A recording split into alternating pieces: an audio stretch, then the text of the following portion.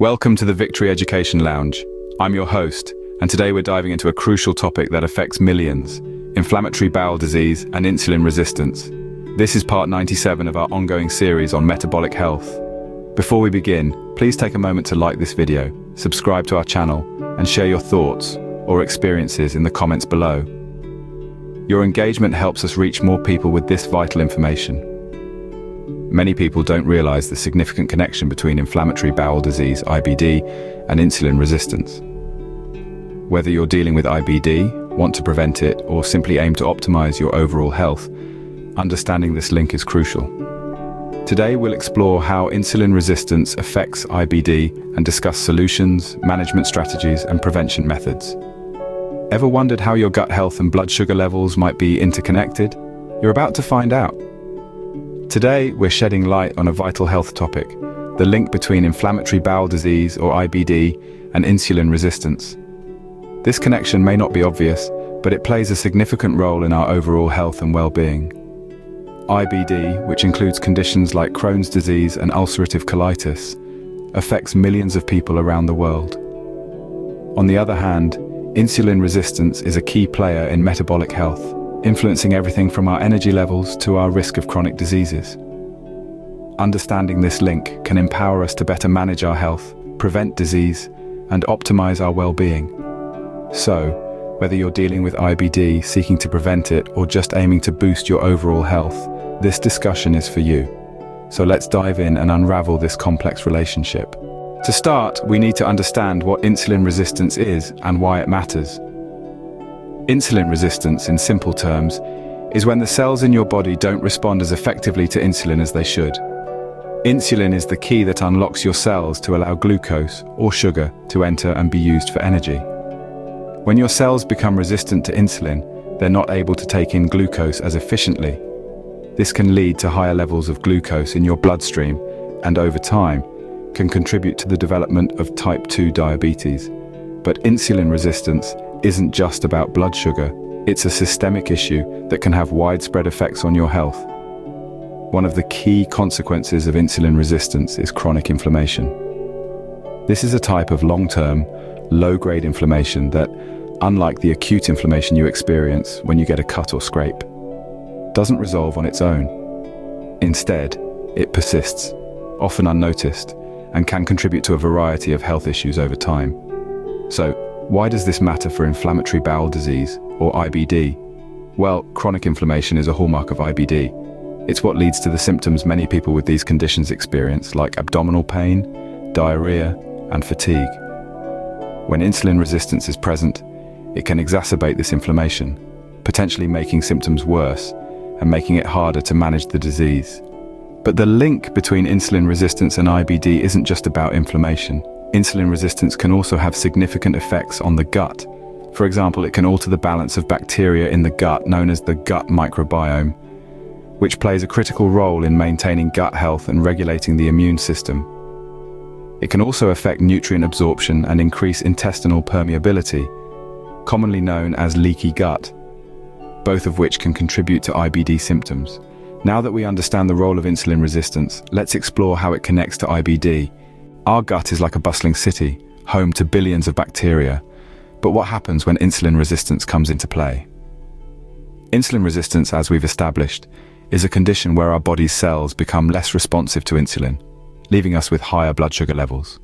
But beyond that, insulin resistance can also play a significant role in the gut ecosystem, particularly in altering the gut microbiome. Our gut microbiome is a diverse community of microorganisms that live in our digestive tract. It's like a bustling city, with each microbe playing a crucial role in maintaining our overall health. But when insulin resistance steps into this city, it can throw off the balance, altering the gut microbiome. This alteration can potentially trigger or even worsen existing cases of inflammatory bowel disease, or IBD. So, how can we manage this situation? One effective strategy is incorporating probiotic-rich foods or supplements into our diets. Probiotics are beneficial bacteria that can help restore balance in our gut city. They're like friendly new neighbors moving in to help restore peace and balance in the community. Another helpful approach is increasing our intake of prebiotic fiber. Prebiotics are like food for our beneficial gut bacteria, helping them to thrive. They're the grocery stores of our gut city, providing sustenance for our microbial citizens. Lastly, limiting processed foods can also help manage the impact of insulin resistance on our gut microbiome. Processed foods can often disrupt the gut flora, much like pollution disrupting a city's environment. It's important to remember that these strategies may require significant dietary changes, but the benefits they offer extend beyond just managing IBD symptoms. They support overall digestive health and immunity, painting a brighter picture for our gut city. Managing our gut health can significantly influence our IBD symptoms, but that's not all. Let's look at another critical factor. Imagine eating a nutritious meal, but your body can't absorb all the good stuff. That's the reality for many with insulin resistance. Now let's delve into how this condition can affect nutrient absorption, a critical issue for those dealing with inflammatory bowel disease. Insulin resistance can interfere with the ability of your body to absorb nutrients effectively. This is because insulin, aside from its role in glucose regulation, also plays a significant part in the distribution and use of other nutrients. When your body becomes resistant to insulin, the absorption of these nutrients can be compromised. This impairment can be particularly problematic for individuals with inflammatory bowel disease. IBD often leads to malabsorption of nutrients due to inflammation and damage in the gut lining. When insulin resistance is added into the mix, the nutrient absorption can be further hindered, potentially leading to deficiencies and exacerbating IBD symptoms. So, what can be done to manage this issue? One strategy is targeted supplementation under medical supervision. This can help replenish the nutrients that your body might be struggling to absorb. However, it's essential to consult with a healthcare provider to avoid oversupplementation and potential side effects. Eating nutrient-dense foods is another strategy. Incorporating a variety of fruits, vegetables, lean proteins, and whole grains can help provide a wide spectrum of necessary nutrients. And while it might not completely resolve the absorption issue, it can certainly help ensure that you're giving your body the best possible input.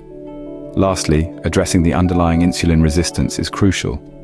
This might involve lifestyle changes like regular exercise and a balanced diet, or potentially medication if recommended by your healthcare provider. By improving your body's sensitivity to insulin, you can help optimize nutrient absorption and potentially alleviate some IBD symptoms. It's clear that addressing insulin resistance can help improve nutrient absorption and IBD symptoms. But there's more to this story. As we move forward, we'll explore further how insulin resistance can impact other aspects of IBD, including intestinal permeability and immune system regulation. So stay tuned. The health of our gut lining and immune system plays a vital role in IBD. Let's see how insulin resistance fits into this. Insulin resistance doesn't just affect blood sugar levels. It can also play a significant role in the health of our gut lining, often referred to as intestinal permeability. Elevated insulin levels can lead to the breakdown of the tight junctions that hold our intestinal cells together. This condition is commonly known as leaky gut, and it can exacerbate the symptoms of IBD. When the gut lining becomes permeable, undigested food particles, toxins, and bacteria can leak into the bloodstream, triggering an immune response.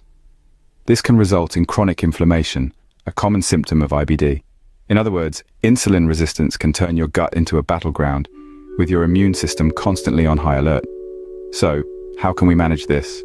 One approach is through supplementation with L-glutamine, an amino acid that helps repair the gut lining. Always consult with a healthcare professional before starting any supplementation regimen. Avoiding trigger foods known to cause inflammation can also be beneficial. This will vary from person to person, so you may need to experiment or work with a healthcare provider to identify your specific triggers. Stress management is another crucial component. Chronic stress can worsen both insulin resistance and intestinal permeability. Regular exercise, mindfulness techniques, and ensuring adequate sleep can all help manage stress levels. Now let's pivot to another critical aspect: the immune system. Insulin resistance can dysregulate immune function, contributing to the chronic inflammation seen in IBD. When the immune system is out of balance, it can overreact to perceived threats, leading to an inflammatory response in the gut. Managing this aspect of insulin resistance involves a holistic approach to health. Balanced nutrition is essential, with a focus on nutrient-dense foods that support immune function. Regular physical activity can help improve insulin sensitivity and support overall immune health. Getting adequate sleep is also vital, as sleep deprivation can lead to both insulin resistance and impaired immune function. To illustrate, consider the case of Mike, a 45-year-old with ulcerative colitis. Mike focused on healing his gut lining and addressing his insulin resistance. He incorporated L-glutamine supplementation, identified and eliminated his trigger foods, started a regular exercise routine, and prioritized sleep. Within 6 months, Mike reported a 55% reduction in symptoms and significantly improved overall well-being. By understanding and addressing insulin resistance, we can improve our gut health, immune function, and manage our IBD symptoms more effectively. In the next scene, we'll recap what we've discussed and provide actionable steps you can take to improve your health. We've covered a lot today, so let's quickly recap. We've delved into the intriguing link between insulin resistance and inflammatory bowel disease, shedding light on how these two conditions interplay. We've seen how insulin resistance can exacerbate IBD by promoting chronic inflammation, altering the gut microbiome, affecting nutrient absorption, increasing intestinal permeability, and dysregulating the immune system. But it's not all doom and gloom. We've also explored various strategies to manage these impacts, from adopting an anti-inflammatory diet and focusing on gut health, to addressing nutrient deficiencies and healing the gut lining, all the way to supporting immune system regulation. Remember, every change counts, and consistent small improvements can lead to significant health benefits over time. These strategies can not only help manage IBD, but also improve overall health and well-being. Remember, knowledge is power. Understanding the connection between insulin resistance and IBD can empower us to take control of our health. Remember, managing IBD in the context of insulin resistance requires a comprehensive approach. By addressing both conditions simultaneously, you're not just managing symptoms, you're supporting your overall health and well-being. Thank you for joining us in the Victory Education Lounge. Don't forget to like, subscribe, and share your thoughts in the comments. Your experiences could help others on their journey to better health. Disclaimer: the information provided in this video is for educational and entertainment purposes only. It is not intended as medical advice. Any health-related decisions, especially those related to IBD and metabolic health, should be discussed with a licensed physician or qualified healthcare professional.